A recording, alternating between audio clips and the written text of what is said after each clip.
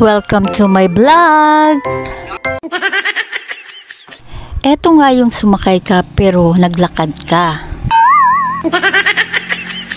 Ganito kasi yun, napakatarik kasi nitong dadaanan. So, ayan, kailangan namin bumaba at magsakripisyong maglakad para hindi kami bumalik pababa at maaksidente. So, ayan, naglalakad-lakad na nga kami pataas at ayan, nakikita nyo, hindi kinaya ng tricycle kahit nagsibabaan na kami. At ayan, babalik pa siya dahil nga hindi kinaya. So, nakakatakot diba guys?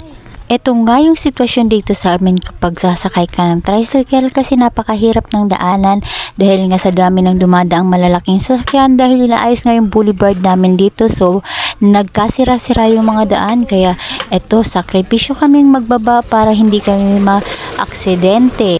So, ayan, bibuelo ulit si tatay para bumalik ulit pataas dahil nga ganito, tingnan nyo guys. So, napakahirap ng daanan namin at ayan, sira-sira po yung daanan. Kaya kung papipiliin, mas gusto kong dumaan sa dagat. So, ayan guys, thank you for watching.